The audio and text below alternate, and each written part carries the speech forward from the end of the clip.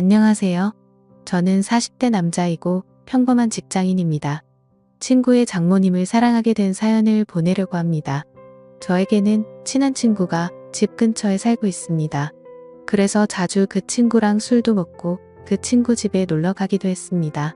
그 친구 재수 씨는 나이도 어리고 정말 예뻤습니다. 친구 아내는 항상 싹싹해서 그 친구네 집에 갈 때는 항상 재수 씨가 좋아하는 음식을 사서 갔습니다. 친구 결혼식 때 얼핏 뵙기는 했는데 친구 장모님은 정말 미인이십니다. 나이도 많이 젊어서 저랑 몇 살 차이 나 보이지 않았습니다. 나중에 알고 보니 재수씨 아버님이 재수씨 어렸을 때 재혼을 한 것이었고 친엄마랑 다름없이 재수씨를 키웠다고 했습니다. 그래서 친구 장모님은 우리보다 14살밖에 많지 않았습니다. 하지만 피부도 좋고 얼굴도 예쁘고 몸도 날씬하고 잘 꾸며서 그런지 저랑 5살 정도밖에 차이나 보이지 않았습니다. 결혼 초부터 친구네 신혼집에 가끔 가기는 했습니다. 친구가 결혼한 후 1년 정도 후에 친구 장인어른이 갑자기 돌아가셨습니다. 친한 친구이기에 장례식장에 가기도 했고 바른 날에는 운구를 도와주고 친구를 위해서 정말 최선을 다했습니다. 장례가 끝나고 몇 주 후에 친구에게 연락이 와서 밥을 먹기로 했습니다. 장례식 때 도와준 걸 자신의 장모님이 너무 고맙게 생각해서 친구 집에서 밥 한 끼 먹자고 하셨다고 했습니다. 장소는 비록 친구 집이었지만 친구 장모님이 손수 음식을 해주셨습니다. 나이는 저보다 그렇게 많지는 않지만 그래도 오랜 기간 주부로 지내셔서 그런지 정말 음식 솜씨가 뛰어났습니다. 결혼식 때 잠깐 뵙고 장례식장에서 초췌한 모습만 봤는데 오늘 친구 장모님을 보니 정말 뛰어나 외모를 가지고 있으셨습니다. 친구 아내도 예뻤지만 친구 장모님은 정말 아름다우셨습니다.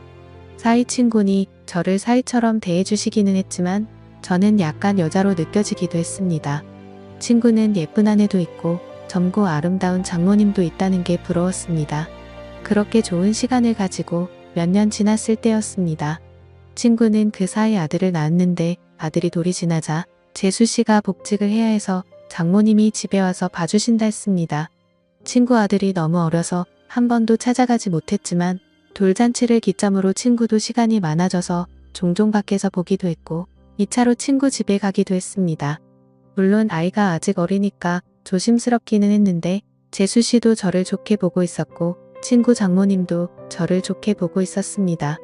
처음에는 아무래도 사이 친구다 보니 어색한지 장모님은 방에 들어가셨습니다. 하지만 시간이 지나자 같이 술 한 잔씩 하기 시작했습니다. 장모님도 술을 좋아하시는데 손자 때문에 많이는 안 드셨지만 그래도 맥주 몇 잔씩 드시며 좋아하셨습니다. 그러면서 제 결혼 생활이나 연애에 대해서도 물어보시며 혼자 사는 것에 대해 진심으로 걱정을 해주셨습니다. 어느 순간 친구를 통해서 반찬도 보내주시고 더 자주 초대해 저녁을 대접해주기도 했습니다. 그럴수록 친구 장모님이 너무나도 괜찮아 보였고 얼굴을 자주 봐서 그런지 정이 들기 시작했습니다. 여자친구와 트러블이 많고 스트레스를 받을 때 장모님은 너그럽고 인자한 성격으로 저의 스트레스를 보듬어 주셨고 그럴수록 점점 친구 장모님이 좋아지기 시작했습니다. 집이라서 편하게 있고 화장도 많이 하지 않은 얼굴이었지만 그래도 너무 예뻐 보였습니다. 여자친구 외모와는 비교가 되었습니다. 그럴수록 틈만 나면 친구에게 연락해서 친구네 집에 놀러갔고 그러다 보니 더 자주 보면서 친해지게 되었습니다. 여자친구와는 결국에는 헤어졌습니다. 돈을 써서 젊고 예쁜 여자를 만나는 것이 더 낫다는 생각이 들었습니다. 그리고 내 마음의 친구 장모님이 한 번 자리 잡고 나니 여자친구가 마음에 들지 않았습니다. 친구 장모님을 따로 만날 기회가 없었고 항상 친구나 재수씨와 함께 봤기 때문에 제 마음을 표현하기는 힘들었습니다. 어떻게 연락처를 가지고 있기는 했지만 가끔 안부식으로 몇 번 연락을 한 게 다였습니다. 그러다 어느 날 기회가 왔습니다. 친구가 아내와 아들을 데리고 며칠 해외여행을 간다고 했습니다. 장모님에게 같이 가자고 했지만 새 식구 오붓하게 다녀오라며 자신은 좀 쉬기도 하고 친구들도 만날 거라고 했습니다.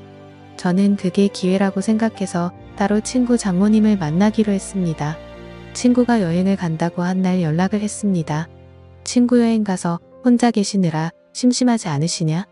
그동안 저에게 대접을 잘해주셔서 한번 대접을 하고 싶다고 했습니다. 장모님은 스케줄이 좀 있다고 하셨고 스케줄 없는 날에 그런 맛있는 거 사달라고 하셨습니다. 친구 장모님이 먹고 싶다는 메뉴를 검색해서 일부러 차로 몇십 분 가야 하는 괜찮은 맛집을 알아봤습니다. 장모님도 좋다고 하셨고 제가 차를 몰아 장모님을 태우려고 친구네 집으로 갔습니다. 그동안 친구 집에서 편한 모습만 봤었는데 외출을 한다고 꾸민 장모님을 보니 정말 아름다웠습니다. 누가 보면 정말 40대인 줄 알 정도였습니다.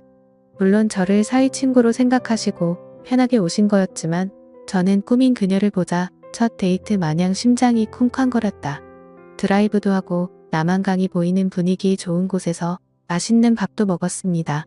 조금이라도 그녀와 더 있고 싶어서 분위기가 좋은 카페에 가서 이야기도 많이 했습니다. 장모님은 이제 손주도 다 컸고 어린이집 학원은 친구나 재수시도 할 수 있으니 이제 슬슬 친구네와는 따로 살 생각이라고 했습니다. 친구 부부에게도 얘기를 했는데 아직은 같이 살기를 원한다며 아마 혼자 지낼 자신이 걱정돼서 그런 것 같다고 했습니다. 장모님이 친구네 집에 계속 있으면 솔직히 저에게는 전혀 기회가 없기 때문에 저는 맞장구 쳐주는 것처럼 이제 장모님도 따로 사시면서 장모님 인생을 즐기라고 말했습니다. 장모님도 저랑 얘기가 통한다며 좋아했습니다. 장모님을 바래다 주고 헤어지기가 아쉬워서 술 한잔 하자고 했습니다. 하지만 장모님은 다음날 아침부터 친구들과 스케줄이 있다며 거절하셨습니다. 며칠 안 남은 친구네 여행 기간에 시간 되실 때 있냐고 물어봤지만 간만에 혼자 있는 기간이라 스케줄을 다 잡아놨다며 친구 부부가 여행 끝나고 돌아오면 집으로 한번 와서 함께 마시자고 했습니다. 저는 너무나도 아쉬웠지만 계속 들이대면 거부감이 될까봐 그녀를 돌려보냈습니다. 집으로 들어오니 너무나도 아쉬움이 남았고 장모님을 생각하며 스스로 위로를 했습니다. 그 후로 몇 개월 친구네 집에 몇 번 갔고 친구 장모님을 보면서 애틋한 감정은 점점 부풀어 올랐습니다. 그러던 어느 날 친구네 집에 갔을 때 장모님이 보이지 않으셨고 친구는 며칠 전부터 따로 나가 사신다고 했습니다. 그 얘기를 듣고 몇 날 며칠을 고민하다가 장모님께 메시지를 보냈습니다. 나가 사신다는 얘기 들었다며 괜찮으시냐고 안부를 물어봤고 장모님은 손주가 눈앞에 아른거리지만 시간적 여유도 있고 육체적으로도 편하다고 했습니다. 이런저런 얘기를 하다가 시간 될 때 같이 식사하자고 했고 그 후로 연락을 더 주고받다가 결국 만나게 되었습니다.